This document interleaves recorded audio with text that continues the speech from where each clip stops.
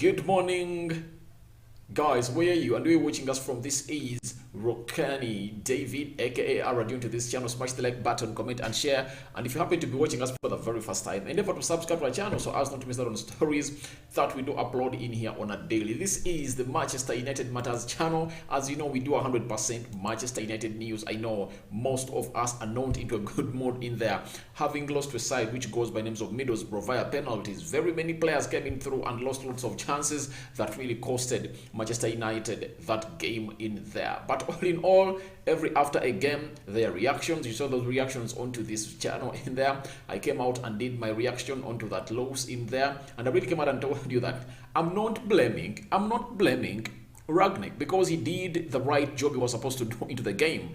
He picked the right team got chances, and they didn't really come out and put them to bed in there. Ronaldo, Bruno Fernandes, Marcus Rashford in there. Those three players really had a lot of things to do to put United ahead in there. That's why I'm not even mourning about anything concerning the VAR. I'm not even mourning about it. It wouldn't have been a goal, because clearly, if you are to see this, there is something I've seen here that I really want to play on the screen, because if you are clearly to see this, it's obvious that Mike Taylor proved to the world that he's one of the worst referees in the world. But we are not going to mourn about this, because United is far much better than this in here. But when you look at this, I want to put it on the screen. When you look short down there, that was a game against a side which goes by the names of West Ham. You remember that game that saw David De Gea saving United from losing that game when he got hold of that Mark Noble penalty? It was given as a penalty, but on a player of Middlesbrough, it was not counted as handball. You get? It was counted as ball to hand. So I'm asking myself, what was it all about in here? Because I really feel like we deserve a further explanation onto this. And I know the FA will always come out and really defend their people that really judge these games or officiate these games. But these are things that shouldn't be happening in football. I really call for VAR to be consistent, because its inconsistency is really costing very many teams. Look at that. Very well cropped. They tell you that of Luke Shaw, a penalty was given, and that of a player of Middlesbrough, the penalty was not given. So who is fooling who? That's the big question that is into the sitting room that we are here to discuss about in here when it really comes to VAR. But I'm not saying that we should blame, however much it was a penalty. Sorry, it was a handball, and we considered a goal. By the time Middlesbrough scored United would have already scored 2 or 3 goals in there. Remember Ronaldo missing out on a penalty. Sancho comes in and scores. Ronaldo getting close to 2-3 chances. Bruno missing a net to beat in there by hitting the lower post of the goal in there. So to me, I'm not taking that as a blame. I'm not taking the blame to the referee, however much he did a poor officiation in there. But to a team like Middlesbrough, we shouldn't be crying over the poor officiation. We should be crying after the chances we created and we are not converted. That's what we should be crying about, because United had 9 shots on target and converted only 1. And I read you statistics yesterday that each and every time United has close to between 8 and 9 shots on target, United scores close to 3 goals in there. I really read you all the games that United came in through and did all that in here onto the Manchester United Matters channel. Those who are really watching in, and you really got to know about that in there. But all in all, let's leave that at that. I was just giving you a recap on the loss of Middlesbrough and what I really feel about it, because what you're going to talk about was brought to by this result of Middlesbrough. It really happened into this game of Middlesbrough. That's why I've really given you a recap to that in here onto the Manchester United Matters. And remember, smash the like button, comment, and share, and subscribe to our channel so as not to miss out on stories that we do upload in here on a daily. All right, let's get this going in here onto the Manchester United Matters channel. Now, the big story of the day is all about injuries of Sancho and a player who goes by names of Bruno Fernandes. People are really worried about these injuries in there, because we saw Sancho towards the end of the 90th minute of the game between Middlesbrough, before United went into extra time. He was limping and he was holding the thigh, and we thought it was a hamstring. And that is an injury that has been disturbing Sancho for a very, very long time, way back even at a club which goes by the names of Borussia Dortmund. Remember, that is the injury that stopped him from facing his former side, which goes by names of Man City, into the Champions League. And I really thought that his absence here really costed them a lot, because when you look at a player like Jadon Sancho, when he's facing a team like Man City, there is the way you really get an urge that tells you, please just go to them and really kill them off. And I really feel like when you look at that game, he was really missed by his fellow teammate, his former teammate, who goes by names of which name? He goes by names of he's called Haaland, and their partnership was really affected by that pull up in there. So to me, I will feel like Jadon Sancho has, when we saw him yesterday getting down, we really said, oh my God, is the injury back that usually disturbs him a lot? Because that's the injury that has saw Sancho not play some games in there. Though at Manchester United, it has not been a consistent in there for you, but at a team which goes by names of Borussia Dortmund, it was really affecting him a lot in there, and I really feel like it had a very big role to play into his not playing that game between Man City and Borussia Dortmund. And when I saw him, he really touching the thigh, I thought, oh my God, is it back? Is it back again? That's what really went into my mind. But the manager finally took him off, and he really went to the bench again as a substitute in there, after having failed that injury in there. So afterwards, we really thought that, oh, it's really bad for Sancho, and Sancho is not going to return back. But Rangnick came out and gave us some good news and said Sancho did not get a knock, he was just feeling tired. That's what Rangnick was saying in there, and you know what that means, because playing 120 minutes in there is not something players are used to, and that's what Rangnick has really come out and issued an update on Jadon Sancho ahead of the game of United that they're playing on Tuesday against a side which goes by names of Burnley in there. Then he went ahead to talk about Bruno Fernandes too, and he said Bruno had a knock on his back but could play through the whole game. So that's what he really said, because Bruno, by the way, he was the most forward Manchester United player onto that pitch. I really remember he was the most forward player onto that pitch. I really asked myself, didn't the referee really had cards to give out? He was forward and they targeted him a lot because they knew that he is the center of rotation of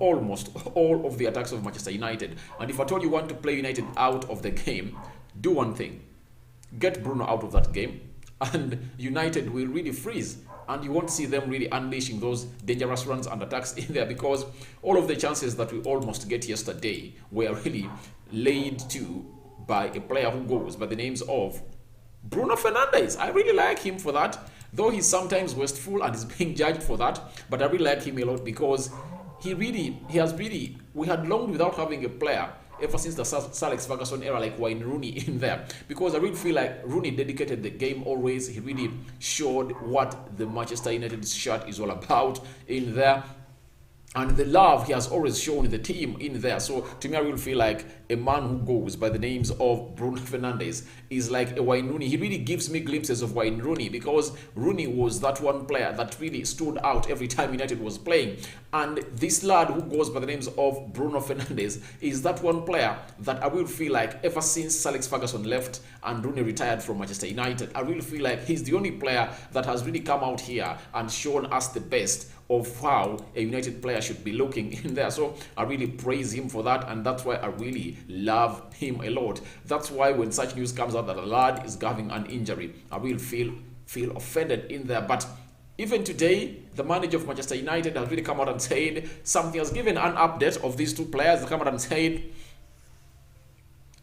Ralf Rangnick says he's hopeful Bruno Fernandes and Jadon Sancho will be fit for Tuesday's trip versus Burnley. Yeah, because we are playing Burnley. I will remember the first game we played Burnley at Manchester United at Old Trafford this season. We beat them by 3-1 in there. I remember Ronaldo scored, Scott McTominay scored a very beautiful goal in there. Which other player that scored? Who scored the third goal? It was Sancho, but it was an own goal. It was counted as an own goal in there. So this shows you that we are really into danger with Mason Greenwood out, because we don't know when his case is really going to come to a cease. Jesse Lingard, I think, is going to be returning. However much he has been having a very big misunderstanding between him and the manager, who goes by names of Rangnick. Rangnick coming out and saying that the player came out and told him that he has problems and needs some days off, and he really said, all right, I've given you some days. The player asked to take days off. When he really came out in media and said it, the player came out and posted and said, let me read it, by the way. This is what Lingard said. Something that was really undermining the manager of the level of Rangnick in there for you. This is what Lingard said. The club advised me to have time off due to personal reasons, but my headpiece is clear and I'll always be professional when called upon and given 100% in there. So that's what he really came out and said, that his headset is clear, because the matches came out and say that Lingard came out and told him that I'm not doing well in my mindset, so I really need some time off. And when the manager came out and said that, Lingard came out and said, no, Rangnick is lying. It was the board that gave me an off, you get? So that means it is Mototaf that really gave a player who goes by the names of Lingard an off, you get? Rangnick never wanted him to go off, because Rangnick said, even after the match came out and reacted to that about Lingard and said, how can I let a player go off? How can I really send a player off when I'm really short of players, you get? That's what he said. So that means Lingard and the board really feel like there is something that they are hiding, and they are not really respecting the manager of Manchester United enough in there. But all in all, I really ask myself, where is United going? Because when you look at such differences and cliques especially, you might find out that these English players at Manchester United feel like they're untouchables, you get? You remember last season a story really came out that Harry Maguire was pushing Ole Gunnar Solskjaer to play Dean Henderson in goal and get David De Gea out of goal, because David De Gea's English was known to a level that it can come out and really communicate well with the back English for India. Remember, by the time United was playing with only one player who was not English. Remember, Aaron Wan-Bissaka English, Harry Maguire English, and Luke Shaw English. So he was really telling the manager that, please, the reason as to why we're having a miscommunication into the central defense is that because the player, the goalkeeper, does not communicate with us. His English is not all that great, you get? And you tell me that the goalkeeper is the problem, yet you are a slower, you have a snail pace, Mr. Maguire. So it shows you the power of the English players at Manchester United and how far they've gone to ruin this club and think that they're untouchables. And the problem I'm having with these players is, one, they've won nothing for this club, because Harry Maguire himself, he has not played any final for Manchester United. He has bottled very many semi-finals. He has bottled very many Premier League games. Remember last season, by the time we reached December 2020, United were on top of the Premier League table. They are on top by 1 point. And guess what happened? Harry Maguire costed us a game against a side which goes by the names of Sheffield. We lost 2-1. He went ahead to cost us a game of a team which goes by the names of Leicester City. That means we lost 5 points in 2 games. And that's when Man City came up and started building that gap until the season ended, when we were really 8 points apart. But if at all Maguire was a very good player and he knew who he is and knew what winning is all about, he would have fought tooth and nail to see to it that those games of Leicester City, because in all of those games we had a lead. We had a lead. Especially that game of Leicester City, we had a lead. We went to the lead, they equalized. We went to the lead again and they equalized us in the 9 minutes. That is Jamie Vardy in there for you. So those are games that United should come in here and don't lose. And the mentality of these players is not right. That's what Rangnick brought in, what we call a psychologist, because these brains of these players need to be put into a better position, because right now they are not having the right mindset to come in and play for Manchester United. That's what Rangnick is all about, because even if the player is talented, when his mindset is wrong or not in the right manner, he won't come out and dive into the pitch. That's why I really came out and told you yesterday that I didn't like the way we played. When they equalized us, there is no way, there is no sign that was really put up by these players that was showing that they had put on a second gear. We remain on the same gear. You get? The way we are putting the foot onto the pedal, the foot onto the pedal, remain the same. But just imagine if at all you are riding a car and you are really racing for something and you are really late. Do you know what you do? You have to press the pedal further, more than you've been pressing it. You get? That's what United never did. We need to press that pedal than never before to see to it that we press this team to the level of winning it. However much we created chances in there, but we can never look like Manchester United dying to get these points in there. So I really feel like Rangnick has lots of things to do, and when you look at these injuries, if at all we miss any of those players, it's really going to be hard because Danny Van Beek is away. You get? The only positive is that if you miss Bruno Fernandes, Paul Ebele Pogba can be played as a number 10 with Freddie and Scott McTominay playing into the midfield pivot because that's the system of Manchester United in there. So, but the problem is if Sancho is away, if Sancho really doesn't make it fit in there. So we wait and see the news that is really going to come out from the training session, because if Sancho doesn't make it to that squad, that means we're really going to be having a very imbalanced side.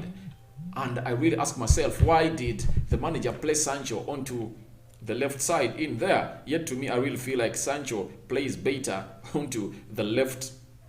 Sorry about this. I'm checking something in here. All right, I'm done. So I'm asking myself, who is really going to be playing onto the right side? I think the reason as to why Rashford was playing onto the right side, they really want him to get used to that side, because if we don't have Sancho, Elanga can play off the left side and Rashford can play off the right. They want him to get used to playing on both wings in there, and that really makes you a complete strike, a complete wide forward like Kylian Mbappe. And I think this whole modeling of Marcus Rashford, because we came out and said that he was not coached by Ole Gunnar Solskjaer.